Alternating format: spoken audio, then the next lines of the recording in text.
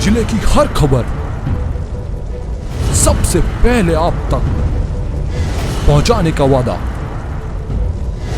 बस यही है एक इरादा।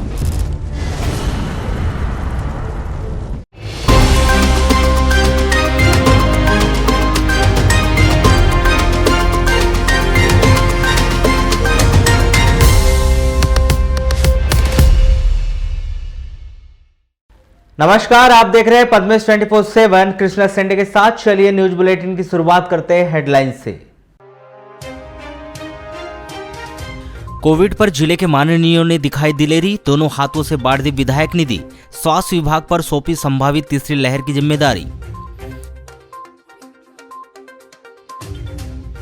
मेगा वैक्सीनेशन कैंप में फिर दिखी अव्यवस्था, समय से पहले समाप्त हो गए वैक्सीन के डोज, निराश और नाराज हुए लोग। पेड़ से टकराई मोटरसाइकिल, 14 वर्षीय बच्चे की मौत, बाल बाल बचा मोटरसाइकिल चालक। नगरपालिका ने जारी किए 109 जर्जर मकानों को डिसमेंटल किए जाने का नोटिस, जान जोखिम में डालकर मकान में रह रहे लोग। GIS सर्वे में पिछड़ा शहर सैटेलाइट से जोड़े जाने की योजना रह गई अधूरी, संपत्ति कर से लेकर विकास कार्य में होती है आसानी। सिकंदराबाद दानापुर एक्सप्रेस का बालाघाट के रास्ते चलाए जाने का लेटर हुआ सोशल मीडिया पर वायरल। लालबर्रा से सिवनी राज्य मार्ग पर स्थित ग्राम नेवर गांव में 22 जून की शाम 6 बजे कृषि उपज मंडी लालबर्रा के उड़नदस्ता दल ने अवैध रूप से धान का परिवहन करते हुए एक ट्रक को जब्त किया है, जिसके खिलाफ कृषि उपज मंडी कार्यालय लालबर्रा के द्वारा मंडी अधिनियम के तहत कार्रवाई की गई। मंगलवार की शाम को उड़नदस्ता दल के द्वारा क्षेत्रीय दौरा किया जा रहा था। उसी दौरान सूचना प्राप्त हुई कि किसी व्यापारी के द्वारा ट्रक में अवैध रूप से धान का जाम से सिवनी परिवहन किया जा रहा है, जिस पर तत्काल मंडी समिति उड़नदस्ता टीम के द्वारा नेवर गांव में धान से भरे ट्रक को रोककर ट्रक चालक से पूछताछ की गई एवं परिवहन संबंधी दस्तावेज मांगे गए। दस्तावेज मांगे जाने पर कोई भी दस्तावेज प्रस्तुत नहीं किया गया, जिस पर कार्रवाई करते हुए 21,000 रुपये का जुर्माना वसूल किया गया है। दिनांक 22/6/2021 को मंडी समिति के उड़नदस्ता दल के प्रभारी श्री युवराज ठाकरे के नेतृत्व में भ्रमण के दौरान ग्राम नेवर गांव लालबर्रा सिवनी मार्ग पर वाहन क्रमांक MP 22/1637 पाया गया, जिसका निरीक्षण दौरान उसमें धान पाए जाने पर उससे मंडी समिति संबंधित दस्तावेज मांगे गए। दस्तावेज न मिलने पर अवैध परिवहन का प्रकरण बनाकर मंडी समिति द्वारा मंडी शुल्क राशि 21,115 रुपये, निराशी शुल्क 563 रुपये एवं समझौता शुल्क 5,000 रुपये मंडी समिति द्वारा वसूल किया गया। विशेष न्यायाधीश राजाराम भारती की अदालत ने मोबाइल के फर्जी खरीद फरोख्त के मामले में गिरफ्तार आरोपी पंकज पिता वीरभद्र चांदवानी 32 वर्ष सिंधी कॉलोनी गोंदिया निवासी की जमानत याचिका खारिज कर दी है। यह आरोपी न्यायिक अभिरक्षा में जिला जेल में बंद है। आपको बताया कि इस मामले में अभी तक 15 आरोपियों को गिरफ्तार किया जा चुका है, जो न्यायिक अभिरक्षा में जिला जेल में है, जिनके पास से करीब 300 मोबाइल और 10 लाख रुपए जब्त किए गए हैं। 22 जून को विद्वान अदालत के द्वारा बालाघाट नगर के 5 मोबाइल व्यवसायी सहित 7 आरोपियों की जमानत याचिका खारिज की जा चुकी है। वहीं इस मामले में फरार 2 आरोपियों की अग्रिम जमानत याचिका भी खारिज की जा चुकी है। पंकज चांदवानी की जमानत याचिका 22 जून को पेश की गई थी। 23 जून को विद्वान अदालत ने मामले की गंभीर परिस्थितियों को देखते हुए पंकज चांदवानी की जमानत याचिका खारिज कर दी।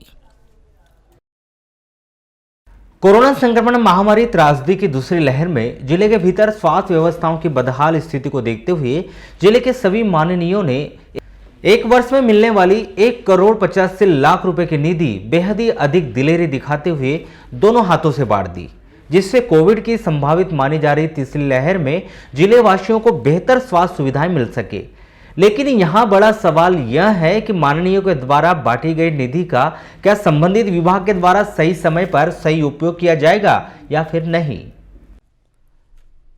बात यहाँ करें तो जिले के सभी 6 विधानसभा क्षेत्रों के विधायकों ने अपने क्षेत्र में बेहतर स्वास्थ्य सुविधाओं के लिए कोविड-19 की दवा, sanitiser, PPE kit, oxygen plant तक लगाने के लिए राशि तो दे दी है, लेकिन मैदानी स्तर पर हो रहे कार्य को देखकर नहीं लग रहा है कि जिस विभाग को यह काम सौंपा गया है वह पूरी जिम्मेदारी से यह कार्य कर रहा है।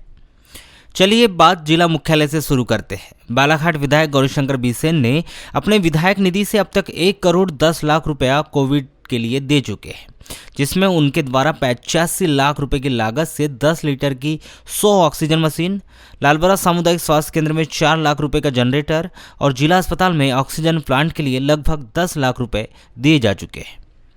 बैयर विधायक संजय उइके के द्वारा भी सामुदायिक स्वास्थ्य केंद्र बिरसा और बैयर के लिए लगभग 5-5 लाख रुपए कोविड की दवा और सामग्री खरीदी और बैयर में ऑक्सीजन प्लांट लगाने के लिए 25 लाख रुपए दिए जा चुके हैं। परसवाड़ा विधायक रामकिशोर कावरे के द्वारा सामुदायिक स्वास्थ्य केंद्र परसवाड़ा, पीएससी लामता के लिए 18 लाख रुपए की लागत से 25 ऑक्सीजन मशीन, पीएससी लामता के लिए कोविड-19 दवा और अन्य सामग्रियों के लिए 10 लाख रुपए की लागत से खरीदी की जा चुकी है। जानकारी यह मिल रही है कि परसवाड़ा में ऑक्सीजन प्लांट लगाने की योजना भी बनाई जा रही है। वारासिवनी विधायक प्रदीप जायसवाल के द्वारा 42 लाख रुपए की लागत से 50 ऑक्सीजन मशीन, सिविल अस्पताल वारासिवनी में दवा और कोविड-19 की जरूरी सामग्री के लिए 5 लाख, सिविल अस्पताल के लिए बड़ी एम्बुलेंस के लिए 25 लाख रुपए, खैलांजी सामुदायिक स्वास्थ्य केंद्र के लिए छोटे एम्बुलेंस के लिए 12 लाख रुपए स्वीकृत करा चुके हैं। कटंगी विधायक रामलाल सहारे के द्वारा कटंगी सामुदायिक स्वास्थ्य केंद्र के लिए दवा खरीदी और कोविड-19 सामग्री के लिए 24 लाख रुपए खर्च किए गए हैं। विधायक निधि खर्च करने के मामले में किरणापुर लांजी की विधायक हिना कावरे ने भी जमकर दिलेरी दिखाई। एक वित्तीय वर्ष में मिलने वाली 1 करोड़ 85 लाख रुपए की विधायक निधि में से लगभग 90% निधि कोविड-19 के लिए स्वीकृत करवा दी गई। इस दौरान उनके द्वारा लांजी और किरणापुर के लिए 11-11 लाख रुपए की 2 एम्बुलेंस, लांजी और किरणापुर दोनों ही स्थानों के लिए 15-15 लाख रुपए की दवा खरीदी, ऑक्सीजन सिलेंडर सहित अन्य सामग्रियों के रखरखाव के लिए स्वीकृत करवाए गए। तो वहीं एक ही विधानसभा क्षेत्र में लांजी और किरणापुर दोनों स्थान पर ऑक्सीजन प्लांट लगाने के लिए 25-25 लाख रुपए स्वीकृत करवाए गए। इसी तरह लांजी विधायक हिना कावरे के द्वारा बालाघाट विधायक गौरीशंकर बिसेन की तरह ही 1 करोड़ रुपए से अधिक की विधायक निधि अब तक खर्च कर दी गई है। बड़ा सवाल यहाँ उठता है कि माननीयों के द्वारा तो अपने क्षेत्र की जनता को बेहतर स्वास्थ्य सुविधा उपलब्ध करवाने के लिए दोनों हाथों से विधायक निधि दे दी गई, लेकिन क्या समय पर सभी ऑक्सीजन प्लांट तैयार हो पाएंगे? माननीय द्वारा दी गई ऑक्सीजन मशीन, दवा, पीपीई किट, सैनिटाइजर का सही रखरखाव हो पाएगा, जिससे संभावित माने जाने वाली तीसरी लहर में जिलेवासियों को इस सुविधा का बेहतर लाभ मिल सकेगा? मुख्य चिकित्सा एवं स्वास्थ्य अधिकारी डॉक्टर मनोज पांडे स्वास्थ्य विभाग की आगामी तैयारी और ऑक्सीजन प्लांट के विषय में जानकारी कुछ इस प्रकार से दे रहे हैं। साथ ही हम भी बता रहे हैं कि ऑक्सीजन प्लांट में कितना समय लगेगा। कि हमारे जिले में जो जिला अस्पताल में है, हमको 2 ऑक्सीजन प्लांट स्वीकृत किए गए हैं। एक जो हमारा 600 LPM का ऑक्सीजन प्लांट है, वो उसका हमारा प्लेटफार्म बन गया है और ऑक्सीजन प्लांट आने का है। चूँकि पूरे समय में स्थिति ऐसी है कि बहुत सभी जगह ऑक्सीजन प्लांट की डिमांड है अभी, तो वो कुछ दिनों में ऑक्सीजन प्लांट लग जाएगा। और दूसरा एक ऑक्सीजन प्लांट हम जो हमारा IPP6 है, जो बूढ़ी में है ITI के पीछे, वहाँ भी एक ऑक्सीजन प्लांट हम लगने की पूरी तैयारी कर रहे हैं। इसके अतिरिक्त वारासिवनी, लांजी और बैहर, यहाँ पर भी हमारे ऑक्सीजन प्लांट लगने वाले हैं, जो कि अतिशीघ्र लग जाएंगे। अभी मैं आपको स्पष्ट करना चाहूँगा कि अभी कोई भी ऑक्सीजन प्लांट लगा नहीं। एक तो बात ये हो गई। दूसरी बात है, हमारे पास में जिला अस्पताल में हमने हर वार्ड को सेंट्रल ऑक्सीजन लाइन से कनेक्ट करके रखा हुआ है। इसलिए इस बार जैसे सिलेंडर की और इसकी ऑक्सीजन लगाने की और रोटोमीटर की सब दिक्कत गई थी, वो अब नहीं होगी। अब लगभग 160 बिस्तर हमारे पास में ऑक्सीजन लगे हुए हैं। इसके अतिरिक्त गोंगलई में जो महिला छात्रावास है, महिला परिसर है, उसमें भी हमारे पास 200 बेड की ऑक्सीजन की फैसिलिटी है, जिसमें हम 200 बेड की ऑक्सीजन मरीजों को दे सकते हैं। 200 बेड पर रख के मरीजों को ऑक्सीजन दिया जा सकता है। इसके अतिरिक्त हमारा ITI के पीछे जो बूढ़ी वाला था, ये इसमें भी हमारे पास में 20 बेड पे सेंट्रल लाइन ऑक्सीजन की सुविधा थी। इसको भी हम पूरा 80 बेड का पूरा सब ऑक्सीजन सेंट्रल ऑक्सीजन में करने वाले हैं। वहीं दूसरी ओर बालाघाट जिला अस्पताल के स्टाफ प्रभारी बता रहे हैं कि उनके पास वर्तमान में पर्याप्त मात्रा में ऑक्सीजन सिलेंडर है, जिन्हें सुरक्षित रखवा दिया गया है। अभी बालाघाट की स्थिति बहुत अच्छी है, हमारे पास पर्याप्त मात्रा में सिलेंडर अवेलेबल है। रखरखाव की स्थिति ऐसी है कि हमारे पास स्टोर में पर्याप्त जगह है, उसमें लगभग 100 जंबो सिलेंडर और लगभग 100 छोटे सिलेंडर रखने की व्यवस्था है। और अधिकतर संख्या में जो है हमारे पास जो प्लांट यहाँ पर चल रहे हैं सेंट्रल सप्लाई वाले, अधिकतर सिलेंडर वहीं पे रखे रहते हैं। स्टोर में अभी हमारा आईसीयू के प्लांट में लगभग 125 सिलेंडर आ जाते हैं और मेडिकल वार्ड में लगभग 100 सिलेंडर आ जाते हैं। मदर वार्ड के प्लांट में भी लगभग 50 सिलेंडर के आसपास आ जाते हैं और बाकी बचे हुए सिलेंडर हमारे सिविल सर्जन स्टोर में रखे रहते हैं। आपको बता दें कि योजना के अनुसार जिले भर में जितने भी ऑक्सीजन मशीनें भेजी गई है उन्हें एसडीएम को दे दी गई और उनकी सुरक्षा की जिम्मेदारी भी उन्हीं की है। इस दौरान मेंटेनेंस का कार्य 1 साल तक जिस कंपनी से मशीनें खरीदी गई है उनका है। उसके बाद स्वास्थ्य विभाग में कार्य निजी कंपनी मशीनों का मेंटेनेंस कार्य करेगी। बिरसा थाना के अंतर्गत सालटेकरी रोड ग्राम सलघट में मोटरसाइकिल पेड़ से टकरा गई। इस सड़क दुर्घटना में एक 14 वर्षीय बालक की मौत हो गई, वहीं एक व्यक्ति घायल हो गया। मृतक बालक हेमेंद्र पिता अमर सिंह गोंड 14 वर्ष ग्राम पंडरी पथरा थाना बिरसा निवासी है। वहीं उसके पड़ोसी अगास्टिन पिता सिलाम मिंज 35 वर्ष को बिरसा के अस्पताल में भर्ती किया गया है। प्राप्त जानकारी के अनुसार 21 जून की रात 8 बजे अगास्टिन मिंज बालक हेमेंद्र के साथ मोटरसाइकिल से अपने गांव पंडरी पथरा से नाकाटोला आ रहे थे, तभी सालटेकरी रोड ग्राम सलघट के पास मोटरसाइकिल रोड किनारे पेड़ से टकरा गई। इस दुर्घटना में बालक हेमेंद्र गंभीर रूप से घायल हो गया, वहीं अगास्टिन मिंज को मामूली चोटें आई। दोनों घायलों को बिरसा के अस्पताल ले जाया गया, जहाँ बालक हेमेंद्र की मौत हो गई। अगास्टिन मिंज को बिरसा के अस्पताल में भर्ती किया गया। नगर के सुभाष चौक स्थित एक दवाई दुकान में शरारती तत्व ने नशे की दवाई नहीं देने पर दुकान के मालिक से रुपए की मांग की। वहीं रुपए नहीं देने पर मारपीट के बाद दुकान के कांच में तोड़फोड़ कर फरार हो गया। कोतवाली पुलिस ने इस मामले में सोनू उर्फ सोनिया महाराज चित्रगुप्त नगर निवासी के विरुद्ध मामला कायम कर उसकी तलाश शुरू की है। अंकित कांकरिया के मना करने पर सोनू उर्फ सोनिया महाराज ने अंकित कांकरिया से नशे की दवाई के लिए पैसे की मांग करने लगा, जिससे अंकित कांकरिया ने रुपए देने से मना कर दिया, जिससे सोनू उर्फ सोनिया महाराज ने दवाई दुकान के भीतर जाकर जबरदस्ती रुपए निकालने लगा। रुपए निकालने से रोकने पर सोनू उर्फ सोनिया महाराज ने अंकित कांकरिया से मारपीट की। दुकान के काउंटर पर रखा कांच पर हाथ मारकर तोड़फोड़ कर दुकान में रखा सामान फेंक दिया। कोतवाली पुलिस ने अंकित कांकरिया की रिपोर्ट पर सोनू उर्फ सोनिया महाराज चित्रगुप्त नगर निवासी के विरुद्ध धारा 452, 294, 323, 327, 506, 427 भारतीय दंड विधान के तहत अपराध दर्ज कर विवेचना शुरू की है। बिरसा थाने के मछुरदा पुलिस चौकी के क्षेत्र के अंतर्गत आने वाले ग्राम लालपुर के बकरू टोला में इसी ग्राम के व्यक्ति देव सिंह पिता भिखारी मरकाम 45 वर्ष ने अपने घर में ही फांसी लगाकर आत्महत्या कर दी। इस व्यक्ति ने किस वजह से फांसी लगाकर आत्महत्या की यह स्पष्ट नहीं हो पाया है। मछुरदा पुलिस के द्वारा मर्ग कायम कर जांच की जा रही है। प्राप्त जानकारी के अनुसार 22 जून को सुबह घर के पीछे देव सिंह की फांसी पर लटकी हुई लाश देखी गई। इस व्यक्ति ने किस वजह से फांसी लगाकर आत्महत्या की यह स्पष्ट नहीं हो पाया है। आगे मर्ग कायम कर पुलिस के द्वारा जांच की जा रही है। कार्यों में पारदर्शिता लाने के लिए जीआईएस सर्वे के माध्यम से सैटेलाइट में जोड़ने का कार्य 3 वर्ष पहले शुरू किया गया था, जो आज तक पूरा नहीं हो सका है, जिस कारण आगामी दिनों में शहर के लोगों को जीआईएस योजना का लाभ नहीं मिल पाएगा। आपको बता दें कि शासन के द्वारा 3 वर्ष पहले पायलट प्रोजेक्ट के तहत शहर के वार्ड नंबर 33 और 24 को इस योजना में शामिल किया गया था, जिसके तहत प्रत्येक मकान का नाप कर जीआईएस सर्वे कर सैटेलाइट से उसे जोड़ा जाना था। यह काम भोपाल की एक निजी कंपनी को दिया गया था, लेकिन इस कंपनी के द्वारा महज 2 वार्डों का सर्वे करने के बाद आगे का कार्य नहीं किया गया, जिस कारण आज भी यह कार्य अधूरा पड़ा हुआ है। नतीजा, शहर के सभी वार्डों के सभी मकान, गलियां और पूरा क्षेत्र आज सैटेलाइट से नहीं जुड़ पाया।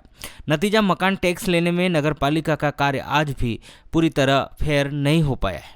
दूसरी ओर सैटेलाइट से जुड़े नहीं होने की वजह से भोपाल स्तर पर बैठे अधिकारियों को बालाघाट के विकास के कार्य योजना बनाने और बालाघाट शहर में हो रही सड़क सहित अन्य सुविधाओं की जानकारी लेने के लिए आज भी अधिकारियों और कर्मचारियों पर निर्भर रहना पड़ता है। नगर पालिका के आला अधिकारी भी मानते हैं कि GIS सर्वे कार्य बीच में अधूरा छूट गया, जिस कारण सैटेलाइट से शहर नहीं जुड़ पाया है। जितने भी हमारे यहाँ पे शहरी क्षेत्र में जितने आवास हैं जिनमें लोग निवास कर रहे हैं, यहाँ पर खाली प्लॉट है, तो सभी को जियो टैगिंग होनी थी, जिसको GIS सर्वे बोलते हैं। तो GIS सर्वे के लिए कंपनी आई हुई थी, उसने 4-5 वार्डों का सर्वे किया, लेकिन वो बीच में ही सर्वे को छोड़कर चले गए। उसके बाद फिर शासन स्तर से ही 2-3 बार टेंडर और लगा, लेकिन उसमें किसी भी एजेंसी ने यहाँ के लिए टेंडर नहीं डाला, जिस वजह से GIS सर्वे अभी तक नगर पालिका परिषद बालाघाट का नहीं हो पाया है। अभी जियो टैगिंग में तो केवल अभी अपन ने जितने नगर पालिका की ओर से शौचालय बने हैं, जो इंडिविजुअल हाउस होल्ड लैट्रिन्स बनी हैं, उनको जियो टैगिंग किया गया है। साथ ही साथ जितने कम्युनिटी टॉयलेट है, पब्लिक टॉयलेट है, उनको जियो टैग किया गया है। और इसके साथ ही साथ हमारे प्रधानमंत्री आवास योजना के तहत जो BLC के हाउस बन रहे हैं, तो वो सभी जो कि 3000 से अधिक हैं, सभी की सभी जियो टैग है और प्रत्येक हाउस की 5 जियो टैगिंग की जाती है। नगर पालिका को फ़ायदा यही होता है और सरकार को फ़ायदा ये होता है और आमजन को भी ये फ़ायदा होता है कि उसमें पारदर्शिता अधिक से अधिक हो जाती है, पूरी तरह से पारदर्शिता मेंटेन हो जाती है। मान के चलिए किसी ने घर बना लिया, फिर आवेदन कर रहे हैं वो, है ना, तो ऐसी स्थिति में मतलब उनको है ना BLC के अंतर्गत प्रधानमंत्री आवास योजना का लाभ नहीं दिया जाएगा, क्योंकि ऑलरेडी उनका बन चुका है, तो उनका फ़ोटो नहीं खींच सकता, उनकी जियो टैगिंग नहीं हो सकती। इसीलिए किसी को प्रधानमंत्री आवास का जो पात्र हितग्राही है, तो उसको पहले खाली प्लॉट की जियो टैगिंग करवाना पड़ेगी, फिर उसकी बुनियाद भर जाती है उसकी जियो टैगिंग करवाना पड़ेगी, फिर लिंटल लेवल की करवाना पड़ेगी, फिर ये स्लैब की, फिर कंप्लीशन की, ऐसे करके 5 जियो टैगिंग रहती है। तो ये 5 जियो टैगिंग से तात्पर्य यही है कि अधिक से अधिक पारदर्शिता हो, वो जो पात्र हितग्राही है उसी को लाभ मिल सके।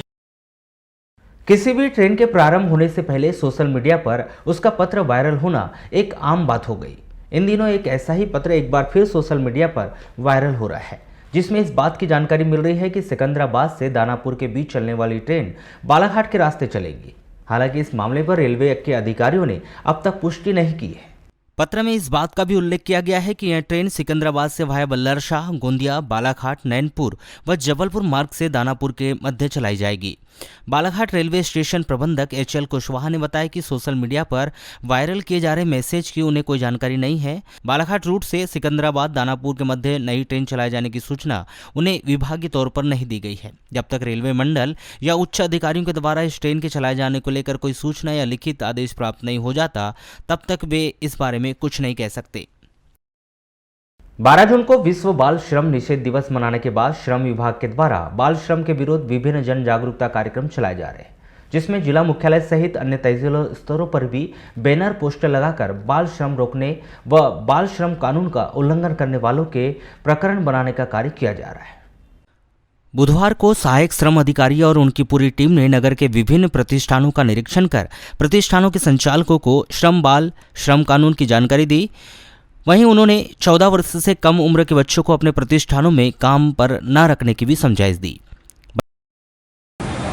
देखिए, राष्ट्रीय बाल श्रम निषेध दिवस 12 जून को मनाया गया था। उसके बाद हमारे माननीय कलेक्टर साहब महोदय ने बैठक ली अपने जिला टास्क फोर्स समिति की, और उसमें निर्धारित किया गया कि 1 सप्ताह का कार्यक्रम पूरे जिले में चलाया जाए। बाल श्रम निषेध दिवस के उपलक्ष्य में जागरूकता की जाए और पकड़े जाने पर नियमानुसार कार्रवाई की जाए। ये कार्यक्रम 12 जून से आज 23 लास्ट दिन है। सभी विकास खंडों पर गतिविधियाँ जारी हैं।